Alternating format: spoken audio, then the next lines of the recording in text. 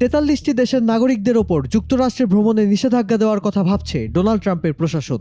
সংশ্লিষ্ট সূত্রে জানা গেছে, খসড়া প্রস্তাবে 11টি দেশকে লাল তালিকায় রাখা হয়েছে। এরা হলো Afghanistan, Bhutan, Cuba, Iran, Libya, উত্তর Korea, Somalia, Sudan, Syria, Venezuela ও ইয়েমেন। এসব দেশের নাগরিকেরা যুক্তরাষ্ট্রে ঢুকতে পারবেন না। 10টি দেশকে রাখা হয়েছে কমলা তালিকায়। এরা হলো Belarus, Eritrea, Haiti, Laos, Myanmar, Pakistan, Russia, Sierra Leone, দক্ষিণ সুদান ও তুর্কমেনিস্তান।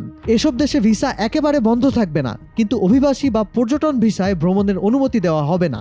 22টি দেশ আছে হলুদ তালিকায়: Angola, Antigua and Barbuda, Benin, Burkina Faso, Cambodia, Cameroon, Cape Verde, Chad, Republic of Congo, Democratic Republic of Congo, Dominica, Equatorial Guinea, Gambia, Liberia, Malawi, Mali, Mauritania, Saint Kitts and Nevis, Saint Lucia, Sao Tome and Principe, Vanuatu ও Zimbabwe.